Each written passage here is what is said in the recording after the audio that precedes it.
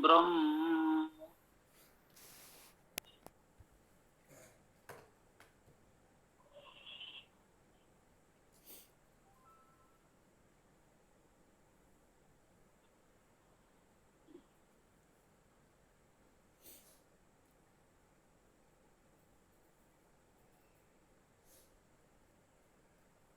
मंत्र 7।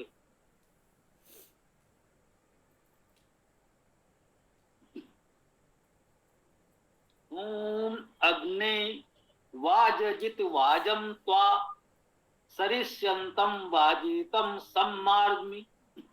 नमो देवेभ्यः सुधा पितृभ्यः सूयमे मे भूयासम्।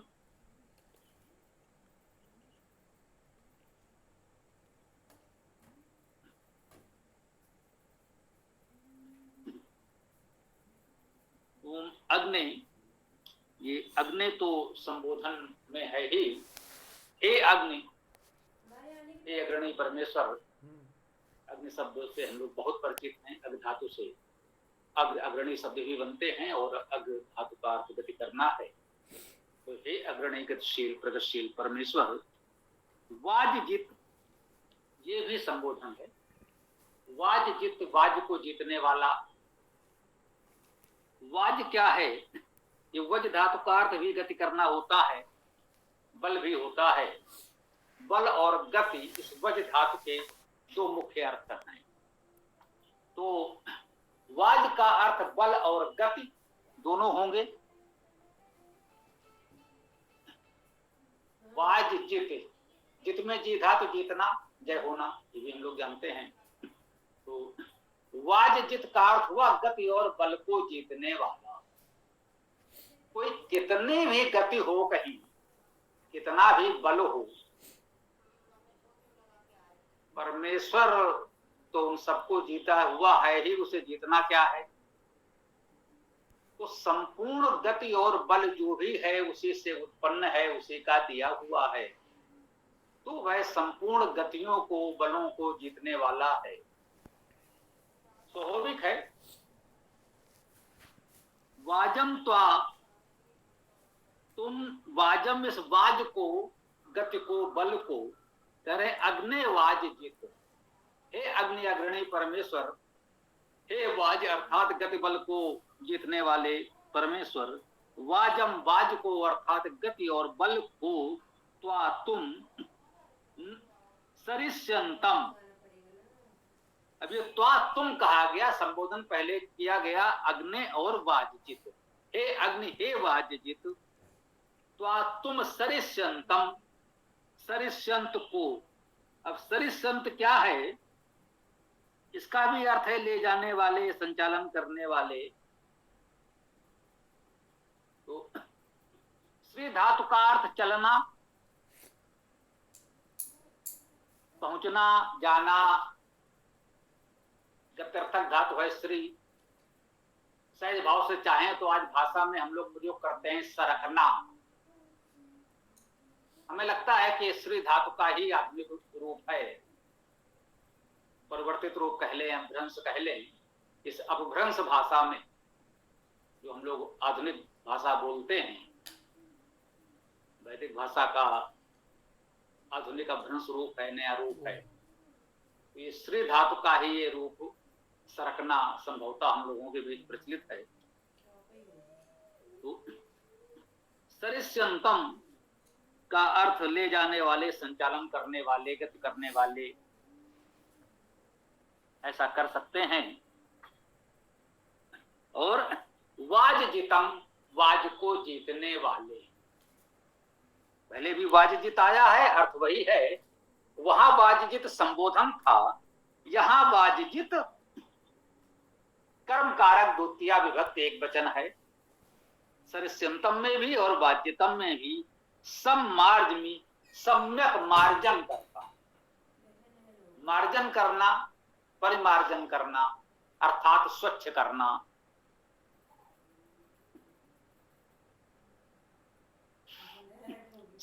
मार्ज में सम तो उपसर्ग हो गया, सम्यक रूप से। मार्ज धातु है, इसका अर्थ शब्द करना, शोधन करना, शुद्ध करना है। तो देखिएगा, मार्जन का शुद्ध करना रूप अभी लोक व्यवहार में बहुत प्रचलित है, सम्मार्जन का। इसका एक अर्थ शब्द करना भी है, ये यहां पर मुझे लगता है अधिक उपयोगी है। शुद्ध करता हूं अर्थ भी कर सकते हैं, लिखा भी है, लेकिन शब्द करना भी इसका अर्थ है, तो शब्द करता हूं ये अर्थ किया जाए तो अधिक उपयुक्त प्रतीत हो रहा है इस समय हमको ना। क्यों, देखिएगा, कह रहे हैं, हे अग्नि, हे अग्नि, हे वाज जीत, वाज को जीतने वाले, तुम वाज को, सरिष्यंत को, वाज जित को सब मार्ग में सम्यक मार्जन करता हूं। अब वो जो इतने गुणों से युक्त है आध्यात्मिक अर्थ में, तो मुख्यतः हम लोग परमेश्वर को संबोधित कर ही रहे हैं। जो अग्नि है, वाजित है, सरिष्यंत है, उसे हम शुद्ध करेंगे। ये बात कुछ उतनी उपयुक्त नहीं लगती, यद्यपि इसी में लिखा हुआ। इसीलिए मैं कहता हूं, इसको बहुत ध्यान से हम लोगों को समझना चाहिए कि वेद का कोई भी लिखा हुआ, छपा हुआ अर्थ किसी भी बड़े से बड़े विद्वान का किया हो, अंतिम सत्य नहीं होता। जो मंत्र कहता है, उन शब्दों का अर्थ आपको करना होगा, स्वयं करना होगा, तभी आप वेद से प्रमाण देने का अधिकार पा सकते हैं। हम इस भाष्य को मानते हैं और हम उस भाष्य को मानते हैं, ये कहकर के आप वेद के अधिकारी नहीं हो सकते कि आप वेद से कोई प्रमाण दे सकें कि वेद में ये बात है या नहीं। किसी भाष्य में कुछ होगा, किसी भाष्य में कुछ होगा। और यहाँ आप देख रहे हैं कि हम ये कह रहे हैं कि वे सभी भाष्य में जो कुछ लिखा है वो सब सत्य भी होगा। हम ये नहीं कह रहे हैं किसी एक का भाष्य सत्य है, शेष असत्य है। अभी देख रहे हैं, हम अपने ही भाष्य को यहाँ पर आगे बढ़ा देते हैं। इसमें लिखा है शुद्ध करता हूं, तो मैंने कहा कि उस अग्नि को, उस वाजित को, उस परमेश्वर को हम क्या शुद्ध करेंगे। आप चाहें तो इससे आज के जो संदर्भ चल रहे हों, जो कथित शास्त्रार्थ चल रहे हों, आप कह सकते हैं परमेश्वर को शुद्ध करने का भाव कि उसके शुद्ध स्वरूप को अंतःकरण में धारण करें। हाँ, ये अर्थ किया जा सकता है, ऐसा भावार्थ आप कर सकते हैं जो उचित है, उपयुक्त है, वेद की भावना के अनुरूप है। लेकिन अभी मेरे मन में आया, जब मार्ग धातु का अर्थ शब्द करना भी है, तो क्यों ना इसका अर्थ किया जाए मैं शब्द करता हूं।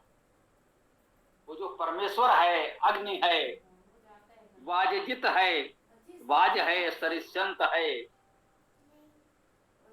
मैं उसको शब्द करता हूं, उसकी स्तुति करता हूं, निवेदन करता हूं, प्रार्थना करता हूं, उसके लिए शब्द करता हूं।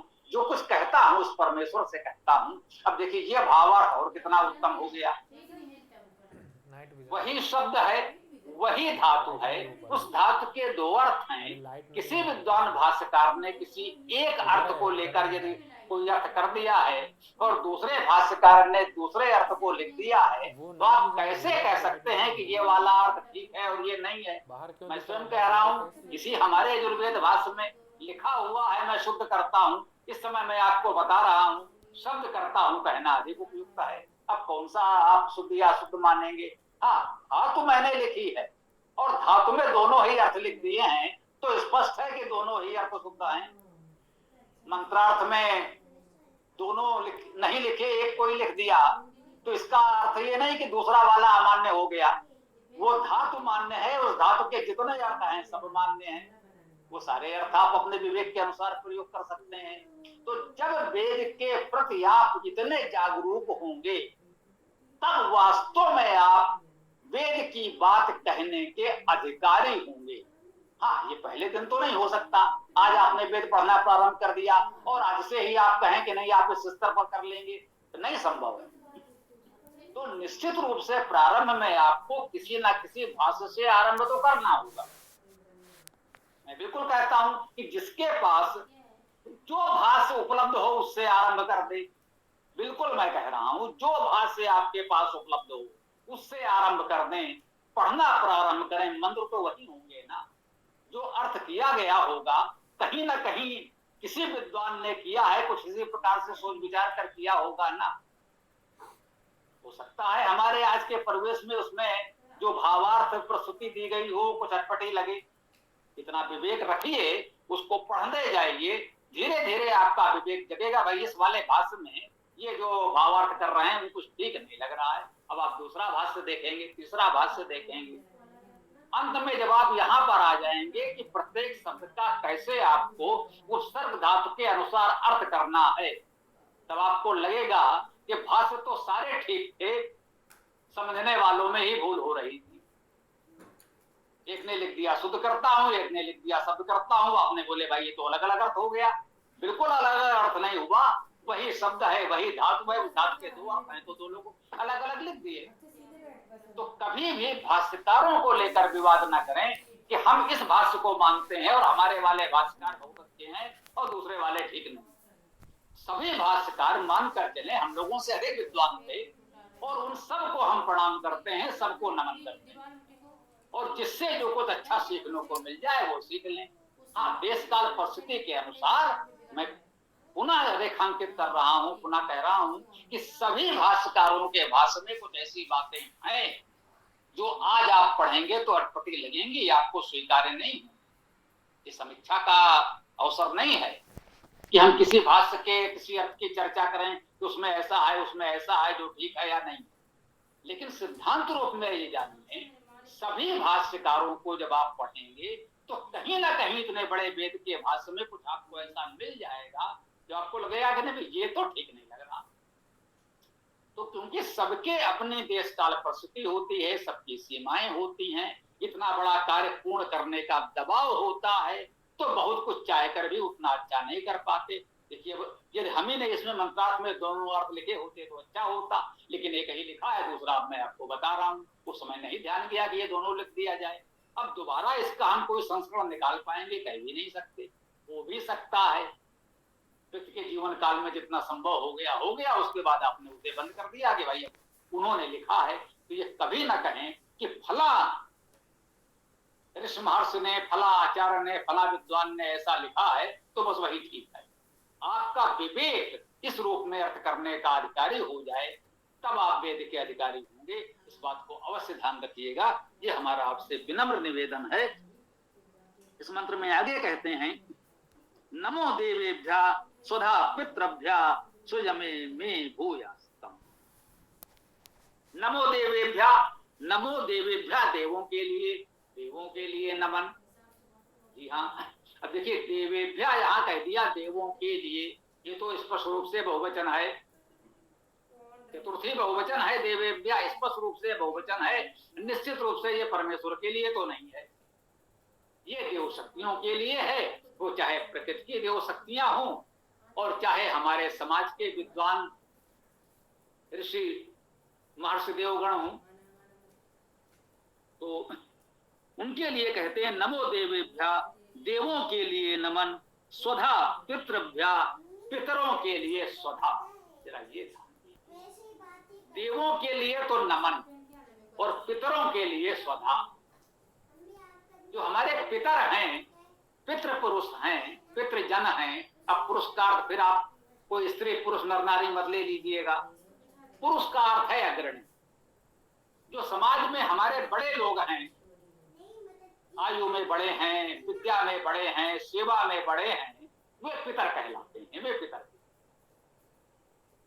उन सब पितरों के लिए स्वधा, स्व अपना, धा धारण करना। उन सब पितरों को आप स्वयं धारण करें। जी, जो भी हमारे पितर हैं उनको हम स्वयं धारण करें, अर्थात उनकी जो आवश्यकताएं हैं उनकी पूर्ति का प्रयास करें। उनके लिए जो भी भोजन वस्त्रादि की आवश्यकता है उसे पूर्ण करने का दायित्व तो हमारा है, क्योंकि अब वो पितर हैं। जब वो युवा थे, समर्थ थे, उन्होंने श्रम किया, अर्जन किया, जो छोटे थे उनका पालन पोषण किया, आज वे पितर हैं, बड़े हो गए, वृद्ध हो गए, तो उनका दायित्व तो हमारे ऊपर है। हो सकता है उन्होंने बहुत धन अर्जित कर लिया हो, तो धन अपने आप में तो सेवा नहीं करेगा। धन से आप वस्तुएं खरीद तो सकते हैं, अन्य साधन खरीद तो सकते हैं, लेकिन भोजन के रूप में परोसना पहुंचाना तो किसी व्यक्ति को ही करना होगा। जब धन उनके पास है भी तो धन का उपयोग करके भी उनकी सेवा हमें करनी होगी, और यदि उनके पास धन भी नहीं है तो हमें अपने श्रम से अर्जित धन में से कुछ लगा करके उसके लिए भी उनकी व्यवस्था करनी होगी। उनके भोजन वस्त्र आदि की व्यवस्था हम करें, अभाव न हो। उनके पास धन है तो उसका उपयोग करके हम अपना केवल समय श्रम लगाकर सेवा कर सकते हैं। यदि नहीं है तो हमें परिश्रम से अर्जित धन में से कुछ अंश लगाकर भी उनकी आवश्यकताओं की पूर्ति करनी होगी। स्वधा पितृभ्या, कितने पितर हैं उनको आप स्वयं धारण करें, उनको धारण करना होगा, यही हम सबके हित में है। सुयमे में भूयास्तम, कितनी सुंदर बात कही है। सुयमे, सु सुंदर उत्तम, हम जानते हैं अच्छा, यमे यमन करने वाले, नियमन करने वाले, आप हमारे लिए सुयम हो, अच्छे प्रकार नियमन करने वाले हो। ये जो देवजन हैं समाज के, ये जो पितर हैं हमारे, ठीक है, जो हमारे परिवार में अपने पितर हैं, माता पिता, दादा दादी, नाना नानी, सोबे के पहले हम उनकी देखभाल करेंगे। और यदि हमसे बन पड़े, ईश्वर ने हमें इस योग्य बनाया है, तो समाज में अन्य जो पितर हैं उनका भी ध्यान दें। यदि वो उनके परिवार के लोग उनका ध्यान नहीं रख पा रहे हैं, किसी कारण से नहीं समर्थ हैं, या और भी कोई कारण हो, नहीं वो उपलब्ध हैं, तो उनका भी ध्यान दें। ठीक है, अपने परिवार के पितरों का पहले ध्यान दें। तो क्या करें, वो हमारे लिए कहते हैं सुयमे, वो सुंदर नियमन करने वाले हो, हमारे जीवन को नियमित वो कर सकते हैं। यदि वे कुछ हमसे कहते हैं तो हमें विनम्रता से उनकी बात सुननी चाहिए, उनको अपनी बात सुनाने का प्रयास नहीं करना चाहिए। आज का चिकित्सा शास्त्र भी कहता है जो वयोवृद्ध जन हैं उन्हें बोलने, उनका बोलना हमारे हित में भी है और उनके हित में भी है। बोलने से उनका स्वास्थ्य ठीक रहेगा। ये बहुत से ऐसे संदेश आए हैं, हमने देखे हैं, आपने भी देखे होंगे, कि उनको बोलने देंगे तो एक प्रकार का उनका शारीरिक और मानसिक व्यायाम भी है, उनके स्वास्थ्य के लिए अच्छा है और हमारे स्वास्थ्य के लिए भी अच्छा है, क्योंकि उनके पास विद्या का और अनुभव का भंडार है। हो सकता है उन पितरों में कुछ ऐसे भी हो जो बहुत विद्वान न हो, उनके लिए देवेभ्या कहा गया है। जो विद्वान है वे देवजन है, जो पितर हैं वे विद्वान हो भी सकते हैं और नहीं भी हो सकते। यदि वे विद्वान ना भी हों तो भी उनके पास अनुभव का भंडार है, जीवन का अनुभव है। जब आप उन्हें बोलने देंगे तभी तो उनके अनुभव का लाभ हमको मिल सकेगा। ये तो वो तो पढ़े हैं, उनको क्या पढ़ी है, आपको नहीं सुननी है तो वो नहीं बोलेंगे, नहीं बोलेंगे तो उनके अनुभव का भंडार उनके साथ सीमित रहेगा, उसका लाभ हमको नहीं मिलेगा। तो उन पितरों को स्वयं धारण करें, उनकी आवश्यकताओं की पूर्ति तो करें ही। आगे कहा है सुयमे, वे हमारे लिए सुंदर नियमन करने वाले हों, हमारे जीवन को नियमित करने वाले हों।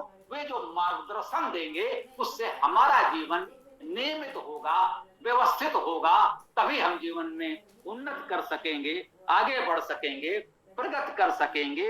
मैं मेरे लिए भूयास्थम अर्थात हूँ, वो धातु का अर्थ हो ना, भूयास्थम क्रियापद है, हूँ, वे हमारे लिए सुंदर नियमन करने वाले हूँ, वे तभी होंगे।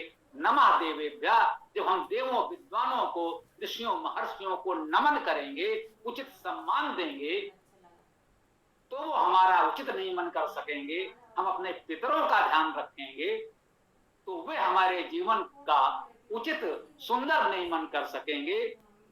ये इस मंत्र की उत्तम भावना आज हम ग्रहण करते हैं और इसके साथ हम अपने इस मंत्र व्याख्या को यहाँ विराम देते हैं। अब आप लोग अपने प्रश्न विचार आदि प्रस्तुत कर सकते हैं। ओम खम।